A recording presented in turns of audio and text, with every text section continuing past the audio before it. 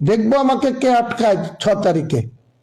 রেজিনগর থেকে বহরমপুর রাস্তা আমার দখলে থাকবে। দেখি ক হাজার পুলিশ এনে আমাদের বিরুদ্ধে গুলি চালাতে পারে না আমাকে ওখান থেকে হটাতে পারে। দেখবো, আমি দেখতে চাই। আমি আমার জীবনের বিনিময় হলে এটা করে দেখাবো এবং দেখতে চাই। অতএব বাবরি নামকরণে আমাদের প্রত্যেকটি রাষ্ট্রবাদী ভারতীয়র সে যে ধর্মেরই হোক আপত্তি আছে।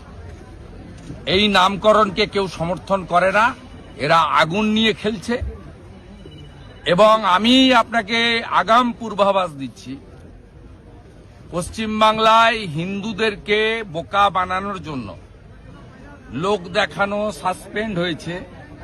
আগামীকাল এই বিতর্কিত নামে বিতর্কিত একটি ডেটে ঠিক করে শিলান্যাস মমতা ব্যানার্জির পুলিশ করতে দেবে। আমি আপনাকে ভিতরের খবর বলে গেলাম, মমতা ব্যানার্জির মুখ আর মুখোশ দুটো আলাদা। আপনি মিলিয়ে নেবেন কালকে এতটার সময়। এবং আমরা যারা রাম ভক্ত, আমাদের আগামীকাল 6 ডিসেম্বর শৌর্য দিবস। আমরা শৌর্য দিবস পালন করব প্রত্যেকটি হিন্দু, এবং আমি কালকে কলকাতাতে শৌর্য দিবস পালনে অংশগ্রহণ করব। সংসদে আজকে যারা তৃণমূলের সংসদ তারা কিন্তু আন্দোলন করছে, তারা আজকে প্রতিবাদ জানাচ্ছেন বাংলাকে বঞ্চনার প্রতিবাদে। কি বঞ্চনা? বাংলাকে বঞ্চনা কোন হিসাব নেবেন আপনি? দেখাতে পারবেন? 2 মিনিট টাইম লাগবে আমার। 2004 থেকে 14 ডক্টর মনমোহন সিং এর ইউপিএ 1 এবং 2 যে মন্ত্রিসভায় মমতা ব্যানার্জি 3 বছর ছিল, দিয়েছে মোট 2 লক্ষ কোটি টাকা। 2014 থেকে 2024-এর 31 মার্চ পর্যন্ত নরেন্দ্র মোদীজির সরকার পশ্চিমবঙ্গ সরকারকে দিয়েছে 8 লক্ষ কোটি টাকা। আমি শুধু দুটো স্কিম আপনাকে বলে যাচ্ছি, সময় নেই অতক্ষণ ধরে বলবো না। এক হচ্ছে ইন্দিরা আবাস যোজনা, 2004 থেকে 14 কংগ্রেস ইউপিএ 1 and 2 4,664 কোটি টাকা। প্রধানমন্ত্রী আবাস যোজনা 2014 থেকে 2023 পর্যন্ত নরেন্দ্র মোদীজির সরকার পশ্চিমবঙ্গ সরকারকে দিয়েছে 30,000 কোটি টাকা। মানরেগা এত চুরি করেছে, ধরা পড়েছে চোর। 2004 থেকে 14 14,554 কোটি টাকা। 2014 থেকে 2022 পরে চুরি ধরার পরে তদন্ত চলছে। তদন্ত শেষ হলে, চোরেদের কাছ থেকে টাকা উসুল হলে আবার যথাবিধি নিয়মে প্রকৃত জব কার্ড হোল্ডাররা কাজ পাবেন। ও বিজেপি এলে 100 দিনের কাজ তো দেবেই, 200 দিনের কাজ দেবে।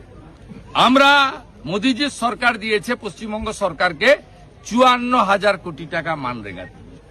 এরপরে আর আপনি কি করেছেন? 61টা রেল লাইনের জমি দেননি। আলিপুর দুয়ারে পরিবর্তন সংকল্প সভায় নরেন্দ্র মোদী বলেছেন জমি দিন 91,000 কোটি টাকা আমার কাছে আছে, আমি 61টা নতুন rail line, double line, broad gauge line করতে চাই পশ্চিমবঙ্গে। কি করেছেন আপনি? মালদা, বালুরঘাট, পুরুলিয়া, কুচবিহার এয়ারপোর্ট কমপ্লিট করার জন্য প্রয়োজনীয় জমি, এখানে ঝররা এই জমি কমপ্লিট করেননি। আপনি কি করেছেন? পশ্চিম মেদিনীপুরের কলাইকুণ্ডায় 37 একর জমি দরকার এয়ারপোর্ট চালুর জন্য, আর্মি এনওসি দিয়েছে, দেননি। হাসিমারাতে 25 একর জমি দিয়ে দরকার, দেননি। আপনি সিপোর্ট বানানোর জন্য ডিপ সিপোর্ট কুলপিতে জমি চেয়েছিল সাগরে, আপনি জমি দেননি। আপনি ভারত সরকারের আয়ুষ্মান ভারত চালু করেননি, পাশে ঝাড়খণ্ড চলছে, ওটা বিজেপি সরকার, এনডিএ সরকার নয়।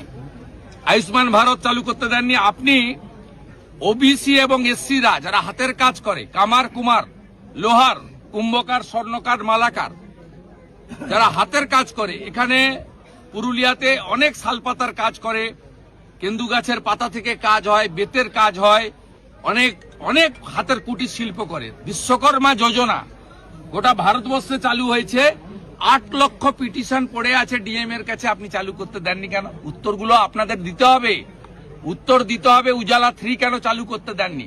400 টাকা কম দামের গ্যাস, মোট 11 কোটি লোক পায় ভারতবর্ষে।